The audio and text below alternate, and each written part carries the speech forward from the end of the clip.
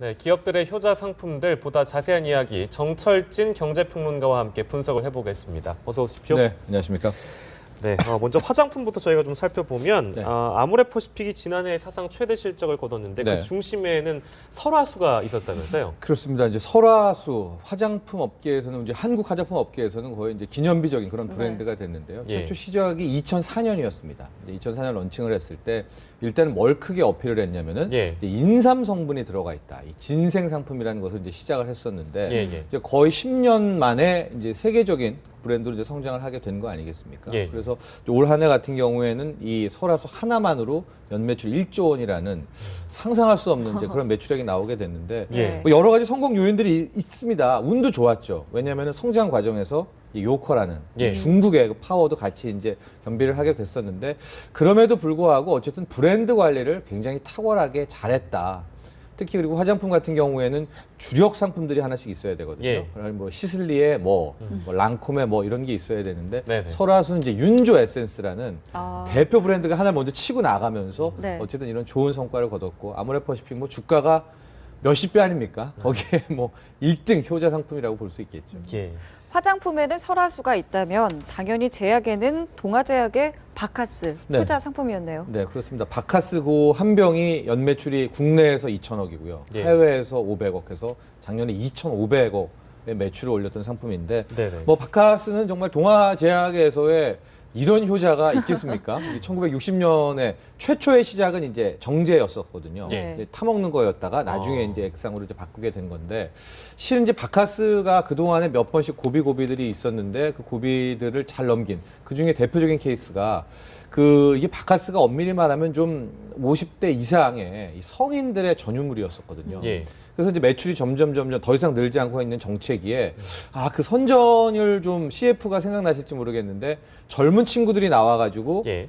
뭐 바카스를 서로 건네주고 이제 이런 네, 기억나요. 예, 네. 거기서부터 이 바카스에 대한 소비층이 이제 30대, 20대, 10대로 쭉 내려오게 되는 이제 그런 또 하나의 계기를 마련하게 되거든요. 네네. 이제 그럼으로써 아주 탄탄하게 바카스가 국내 시장을 지키게 됐고 예. 경쟁자가 그동안 꽤 많았습니다. 네. 이제 구론산 바몬드도 실은 강력하게 쫓아왔는데 역시 이제 바카스가 추월을 하게 되고 또 하나 좀 여담이기는 하지만은 이제 비타500이라고 있어요. 예. 강동제약의 이 비타500이 바카스의 경쟁자이기도 하지만 실은 비타500이 있어서 바카스가 훨씬 더 잘 됐다. 이렇게도 이제 학계에서는 평가를 하거든요. 예. 왜냐하면은 이제 비타500은 다른 개념으로 건강음료에서 이제 치고 가게 됐으니까 예. 이제 시장이 비타500 먹을래, 바카스 먹을래. 근데 이런 식의 선택권을 주어주게 된단 말이죠.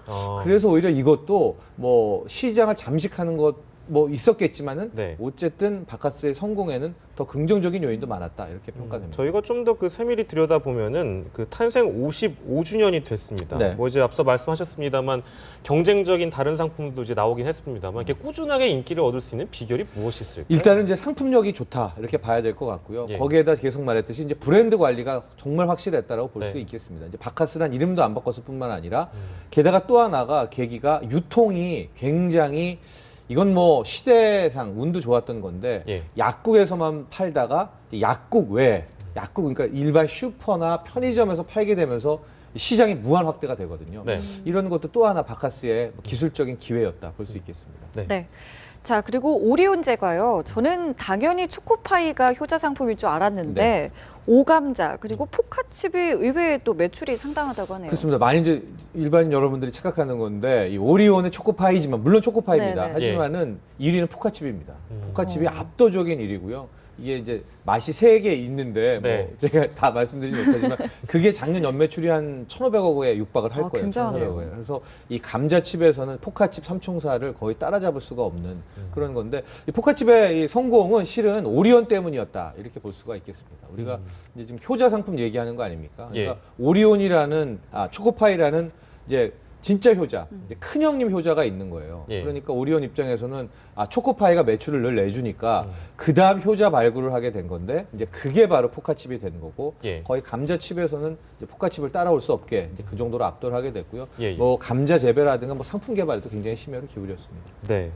자, 감자칩 얘기를 하니까 이 얘기도 꼭 하고 넘어가야 되는데요. 지난해 아마 이 이름 한 번 정도는 다 들어보셨을 거예요. 네. 허니버터칩. 그렇습니다. 꼭 얘기를 해야 될 것 같습니다. 네, 이제 허니버터 허니버터칩인데요. 이제 허니버터칩 같은 경우에는 이제 재작년에 오히려 더였죠. 그래서 이거를 이제 효자라고 봐야 되나? 왜냐하면 효자라는 거는 한 적어도 10년은 해줘야 되니까 네. 이제 어쨌든 효자의 반열에 들어섰겠다. 이제 이렇게 볼 수가 있을 것 같은데요. 어쨌든 그 불황에 이제 사람들이 이 단맛에 대한 어떤 그런 것들에 대한 열풍과 함께 허니버터칩에 뜨게 됐었는데 이제 제가 좀 이런 상품군에 두는 것이 작년 같은 경우에는 이제 과일 소주라는 게 있었습니다. 이제 순하리를 비롯해가지고 예. 이것도 역시도 일단 작년은 효자였는데 이제 올해까지도 이제 5년, 10년 효자가 될까 뭐 이렇게 보여지고요. 또 네. 이런 상품 중에 하나가 짬뽕라면. 아, 이것도 일단은 맞네요. 작년에는 이제 효자였는데 이게 과연 뭐 10년 효자가 될지는 지켜볼 대목입니다. 네. 네. 자, 상품 말고도 또 효자 노릇하는 게 뭐가 있나 아이템들을 좀 찾아봤더니요.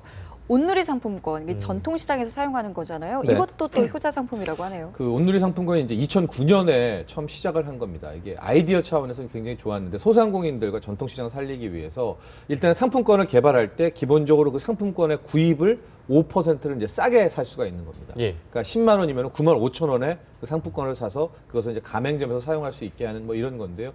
작년 매출이 8,600억 원이었었고 그 전통시장의 매출을 거의 3%에서 4%까지 올리는데 이제 1조를 했다 이렇게 보여져서 아마도 이쪽 뭐 전통시장에서 온누리 상품권이 효자 중에 효자고요. 2009년부터 계속 성공을 하고 있는데 그 특히 이제 메르스 사태 같은 경우에는 예. 이 온누리 상품권이 제 역할을 좀 작년에 톡톡히 했던 게 정부가 전격적으로 이제 기존 할인율이 5%거든요. 예. 이걸 이제 순간 한시적으로 10%로까지 늘리게 됩니다. 어. 그러니까 정말 그때 힘들었거든요. 예, 특히 예. 중국인 관광객들 안 오고 이러면서 그때 이제 우리 국내 개인들이 온누리 상품권을 들고 전통시장을 찾아가면서 또 이거 또 하나의 어쨌든 이 하방 경직성을 막는 그런 효과도 있었던 것 같습니다. 네네. 금융 상품 쪽도 저희가 살펴보면은 네. 어르신들에게 웬만한 효자보다 더 낫다. 그렇죠. 주택연금입니다. 네. 이게 이제 효자가 될 수 있다 해서 꼽은 겁니다. 근데 아직은 우리나라에서 그닥 뭐 3만 가구 정도가 채 안 되거든요. 예. 그래서 이제 앞으로의 귀추가 주목되는 대목이긴 한데 이제 쉽게 말하면 이제 어르신들 집이 있지 않습니까? 예. 집을 대출을 받는 게 아니라 집을 이제 맡기고 그 집에 대한 이제 연금을 받는 형식인데요. 대략 금액은 뭐 기간이나 차이는 있지만 5억 정도면 한 140만 원 정도가 지금 이제 달달이 받게 되는 이제 그런 형태입니다. 근데 예. 최근에요, 이제 정부가 이 주택연금 관련한 규제들을 한 3개 정도를 왕창 좀 업그레이드 시키면서 앞으로 이제 어르신들 같은 경우에 많은 돈들이 집에다 묶여 있지 않습니까? 네. 예. 그러시지 말고 좀 이제 쓰시라 하고 좀 많은 여생을 좀 이제 사르시라 이제 이렇게 좀 평가를 하고 있는데 이번에 온 정부 대책들 저는 뭐 꽤 상당히 긍정적으로 평가를 하는데 예. 더 중요한 거는 이제 마음이죠. 어르신들이 이걸 상속을 해주고 싶어 하니까 이제 이 집 하나는 물려줘야 되겠다는 생각 때문에 본인들이 좀 그거를 잡히고 연금 쓰시기를 많이 좀 꺼려 하시는 것 같아요. 네.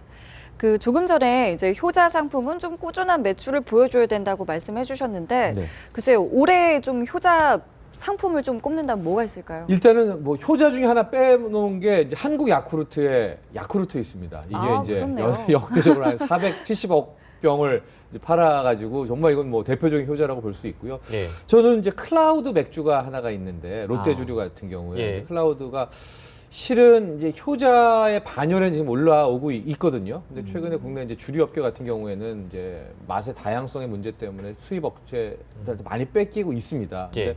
클라우드 맥주가 지금 등장하면서 어쨌든 좀 쓴맛, 강한 맛으로 시장을 넓혔거든요. 그래서 올 한 해도 이런 쪽에 주류 쪽에서도 이런 쪽 히트 상품들 나오지 않을까 조심스럽게 이제 분석해 보고 있습니다. 네, 알겠습니다. 오늘 경제 이슈 여기까지 다뤄보겠습니다. 지금까지 정철진 경제평론가였습니다. 고맙습니다. 감사합니다.